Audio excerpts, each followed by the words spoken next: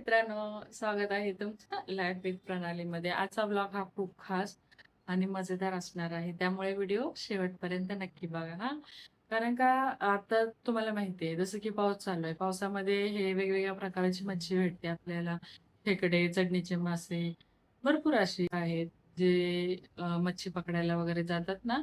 त्यांना फक्त मला एकच गोष्ट सांगायची आहे, की तुम्ही मच्छी वगैरे पकडताय तर स्वतःची काळजी घ्या. स्वतःची काळजी घेऊन तुम्ही मच्छी वगैरे पकडा. कारण आपण व्हिडिओ आपला कंटिन्यू करूया, की जसं की आजची आपली रेसिपी असणार आहे चडणीच्या माशांचा फ्राय. तर ठीक आहे, हे माझ्या मिस्टरांनी आज मच्छी घेऊन आले होते. तर आपण मच्छी साफ करूया आणि तुम्ही व्हिडिओ हा असाच कंटिन्यू करा. तर आपण आता मच्छी साफ करायला घेऊया. ठीक आहे, चला.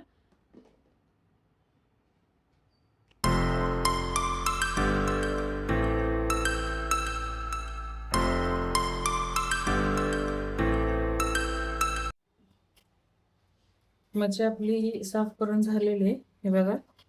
आता हे थोडी चिकट चिकट लागते ना, ताजी मच्छी आहे ना, त्याच्यामुळे थोडी चिकट चिकट लागते. तर ह्याच्यामध्ये बाजरीचं किंवा ज्वारीचं पीठ लावून असं थोडीशी याला क्लीन करून घ्या. हे बघा. हे असं क्लीन केलं की म्हणजे काय त्याचा चिकटपणा आहे ना, तो निघून जातो. माझ्या ज्वारीचं पीठ नाही, त्याच्यामुळे मी बाजरीचं पीठ लावले. तर तुमच्याकडे ज्वारीचं पीठ असेल तर तुम्ही ज्वारीचं पीठ लावा. ठीक आहे.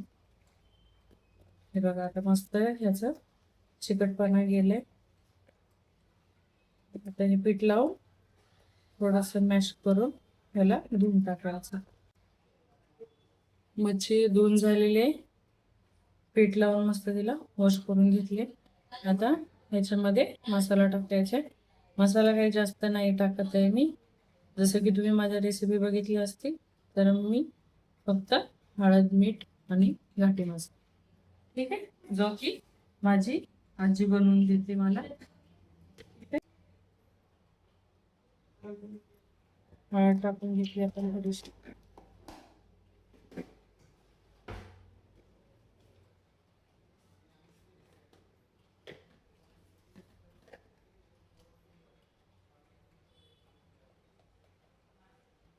मीठ टाकायचं.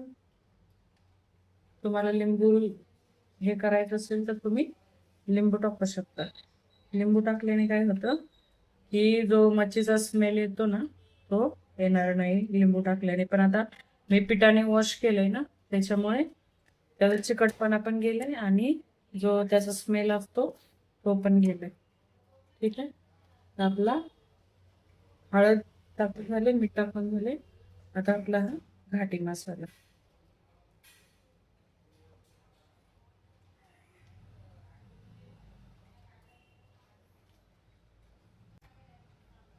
मसाला आपण मिक्स करून घेऊया याच्यामध्ये.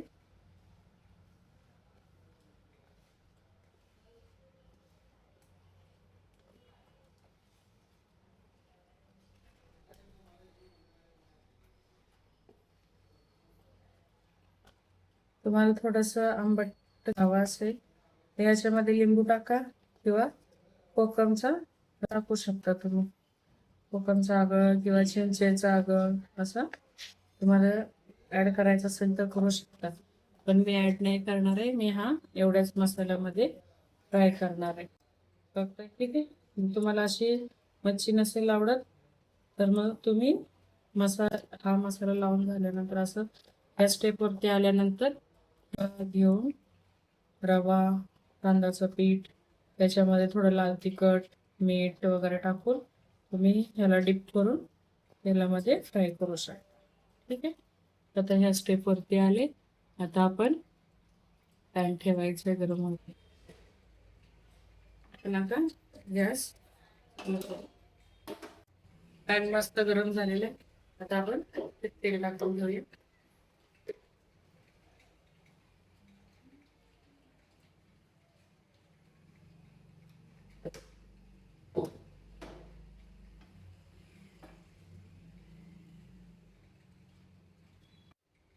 तेल आपलं गरम झाले.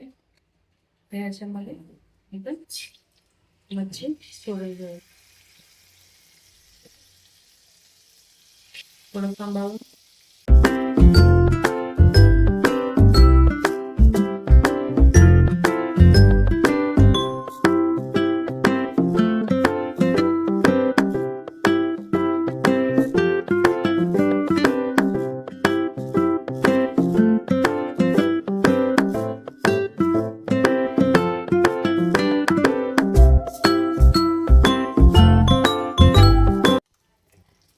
एका साईडून फ्राय झाली, आता पलटी मारली. या साईडून मस्त कडक असे फ्राय करायचे.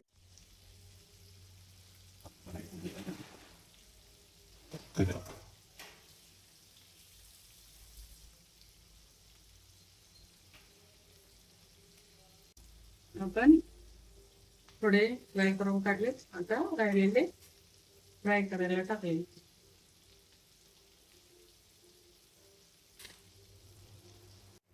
मच्छी एक साईड फ्राय झाली, आता पलटी मारायची. पलटी मारताना हळू पलटी मारा, नंतर अंगावरती उडेल.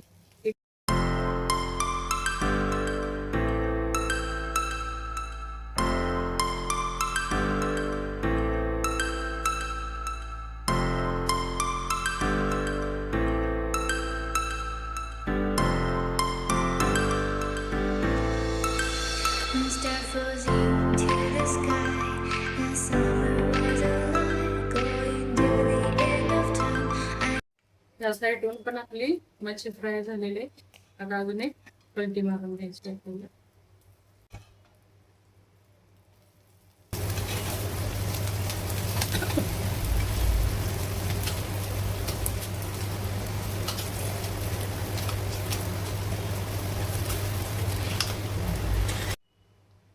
आता आपली मच्छी फ्राय करून झालेली दोन्ही साईडला. आता आपण इथे काढून घेणार आहे. तुम्ही बघू शकता मस्त असे कडक झालेले, कडक आणि क्रिस्पी. आपण ह्याला ना तांदळाचं पीठ लावलं, ना रवा लावला, ना काही सुद्धा नाही. फक्त हळद, मीठ आणि आपला घरगुती मसाला. ठीक आहे. तर जे कोणी माझ्या चॅनलवरती नवीन आहे, ज्यांनी सबस्क्राईब नाही केलं त्यांनी सबस्क्राईब करून घ्या. मस्त मस्त नवीन नवीन रेसिपी तुमच्यासाठी येत राहतील. तर चॅनलवरती कोणी नवीन असेल तर सबस्क्राईब करून घ्या आणि कमेंटमध्ये सांगा की रेसिपी कशी वाटली ते. आणि जर तुम्हाला ह्याच्यामध्ये पण जर तुम्हाला असं वाटत असेल की एवढी छोटी छोटी मच्छी कुठे फ्राय करत बसायचं, जर असं तुम्हाला वाटत असेल तर मग जेव्हा आपण मच्छी पीठ लावून धुवून घेतली ना, त्याच्यानंतर त्याच्यामध्ये मसाला, लाल तिखट, हळद, मीठ, तुम्हाला जे काही मसाला ऍड करायचा असेल तो सुका मसाला ऍड करून तुम्ही छोटासा कांदा आणि 4-5 लसणाच्या पाकळ्या ठेचून घ्यायच्या आणि ते लसूण फोडणीवर देऊन थोडा कांदा फ्राय करून मग ते जे ह्या माशांना आपण मसाला लावून ठेवलाय ना ते डायरेक्ट फोडणी द्यायचे. तसे पण मासे मस्त होत.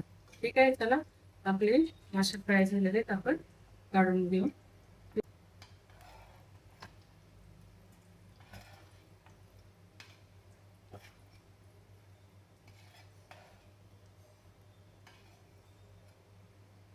गॅस बंद करून हे बघा मस्त असे कडक कडक झालेले. तर कमेंट करून नक्की सांगा कसे झाले ते, आणि तुम्ही घरी नक्की ट्राय करा ही रेसिपी. म्हणजे आपली फ्राय करून झालेली आहे. सगळे मासे मस्त कुरकुरीत असे झालेले आहेत. तर चला आपण आता मिस्टरांना टेस्ट करायला देऊया. बघू घ्या, टेस्ट करून सांगा कसे झाले ते.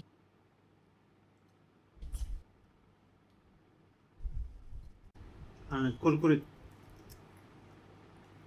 मस्त असे कुरकुरीत झालेले आहेत. तर तुम्हीही ही रेसिपी नक्की घरी ट्राय करा. ठीक आहे. चला, थँक्यू.